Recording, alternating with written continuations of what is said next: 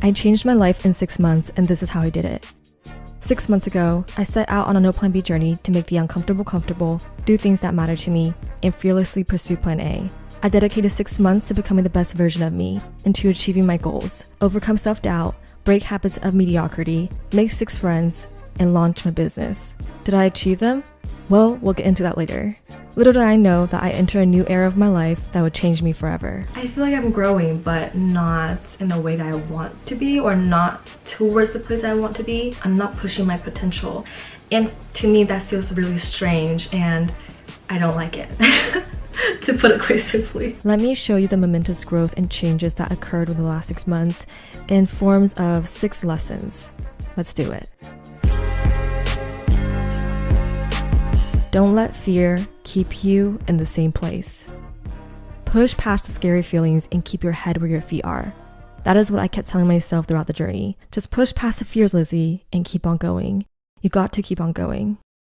Fear is only trying to keep us in the same place, and I was ridden with fear. The fear of failure, the fear of not doing enough, the fear of rejection, and the fear of never becoming the person I want to be. I was afraid of disappointing myself. I had all these goals, but what if I couldn't achieve them? What if I failed at making my dreams come true? I would just prove to everyone who's doubted me that they were right. Those what ifs had me in a chokehold, and I could never seem to escape the little voice inside my head telling me that I was not good enough. That little voice was a fuel to my self-doubt, and it kept the fire burning for way too long. Self-doubt is an excuse for us to not take action. It is the driving force of mediocrity. I can't, so I won't. I couldn't, so I shouldn't. Blah, blah, blah. All I hear are excuses. Imagine letting that little voice dictate how you move through the world, allowing it to stop you from showing up as your true best self. Yeah, I was not going to let that happen, which is why I embarked on a no plan B journey to smother that little voice once and for all. She was getting really annoying. I did things that scared the living bejesus out of me, and it was not fun to face my fears. I launched my business, The Power of Club, within a month. I overcame my perfectionism by being purposely imperfect. I forced myself to speak up in meetings and to meet new people, despite being a little shy and introverted at times. And I acted on everything I set my mind to, no matter how fearful I felt. I refused to let fear keep me in the same place, so I used fear as fuel to push me ahead. I still have fears, but my fears are no longer in forms of self-doubt. They are now in forms of chances, the chance to grow, to change, and to strengthen. It is okay to have fears. The goal is not to be fearless. It is to fear less. Fear is a great growth motivator. It keeps us alert, alive, and attuned with who we are and who we can be. My goal was to overcome self-doubt, and I did it. That little voice is gone, and it is replaced with a booming voice that tells me that I can do it, and that I am doing it. Fear is not an excuse to not take action. It is an excuse to take a chance on you. How do you expect your life to change if you don't change? Level up your values and actions first. Everything else will follow. Ali Abdaal once talked about thinking of ourselves as systems or machines. He said, to make a computer work twice as fast, you change its code and system. You don't tell it to try harder. Yet we too often think we need to try harder when our actions do not result in the outcomes we want. We slam our fist on the try harder button and yell, let's run it again, failing to see that we are not the problem, our systems are. Once I understood this, the quality of my life did a 180. I approached every avenue of my life in terms of systems, and I unlocked the key to solving any problem. I like to ask myself, if this isn't working for me, how can I make it work for me? What can I do to make it easier to do that thing? I'll give you an example. I was having a really hard time waking up early in the morning. I was waking up, but it was hard to wake up. I was snoozing alarms until I couldn't anymore. I had to put my phone across the room, and I had to leave sticky notes all around my room and on my phone, reminding me to not go back to bed post-alarm. Did they work? Sure, sometimes. But it was hard and unenjoyable. I continued pressing the try harder button, expecting things to change. They didn't, of course, because how do you expect life to change if you don't change? I kept at this insane behavior until I came across a Cajun Koi Academy video where they talked about, instead of setting a wake-up time, set a bedtime.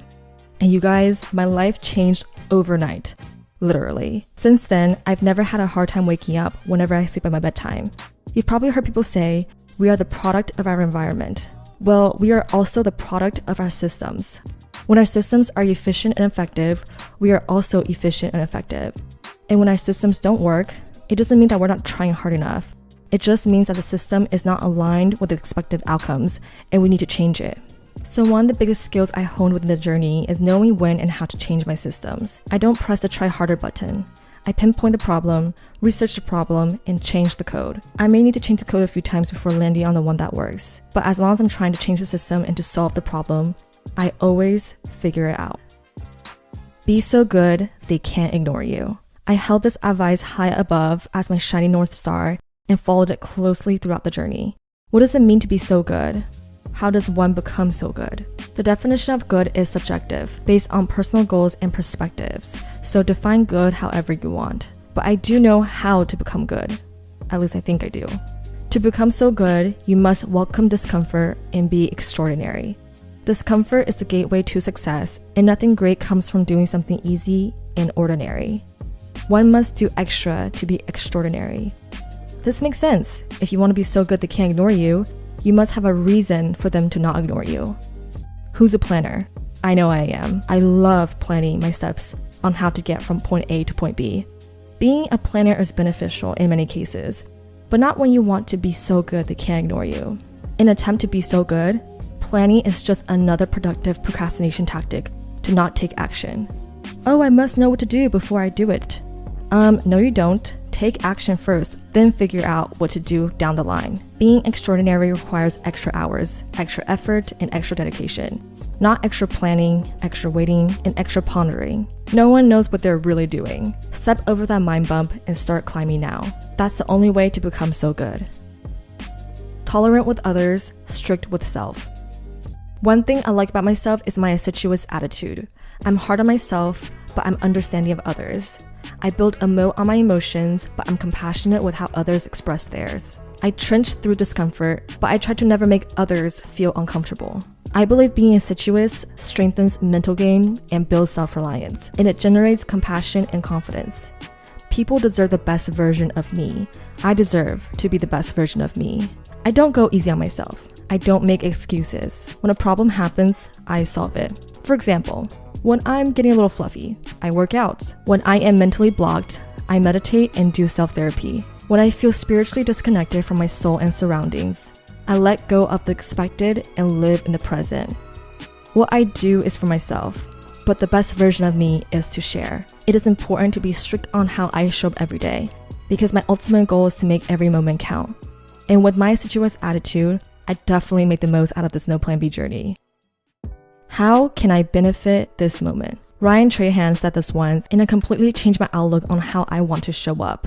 Instead of seeking for emotions and feelings I want to experience, whether that is happiness, peace, or joy, how can I create those emotions and feelings for others to experience? How can I be the light and bring more bliss to life?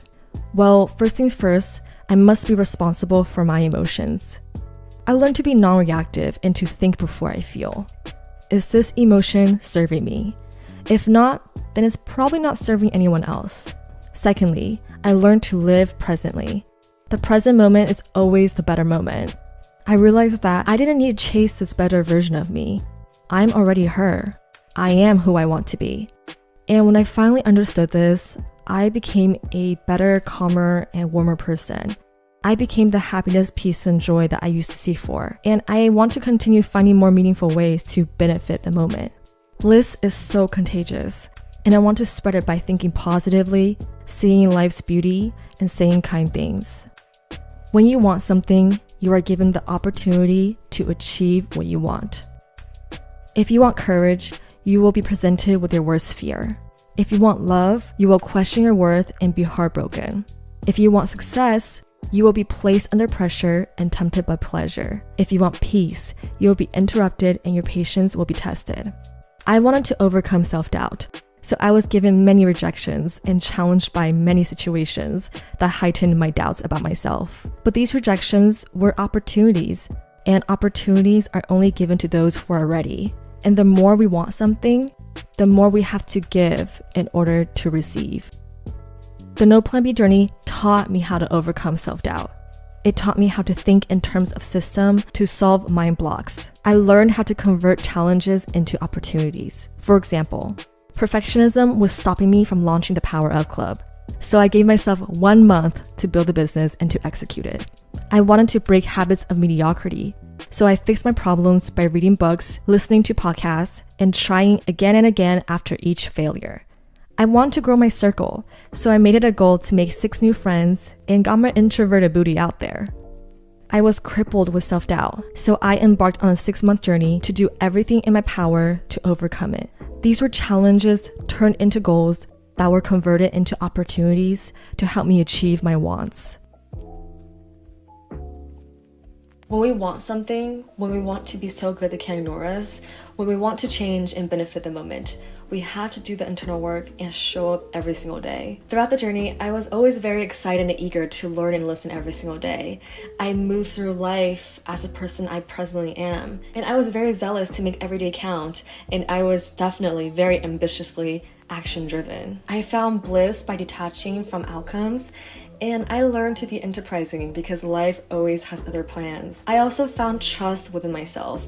I trust that I can grow under any condition. And finally, I learned, and I'm still learning, how can I benefit the moment? The No Plan B journey kickstarted a new self-evolution journey. I fell in love with myself all over again, and I discovered that I'm pretty good at facing my fears.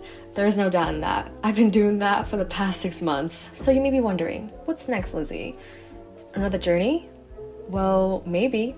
I'll see what happens. I may have something in mind, but until then, I'll continue to carry everything I've learned throughout this journey and to show up every single day. Thank you for sticking by my side throughout this whole entire journey. It was really cool to have you guys there and for some of you to do it with me.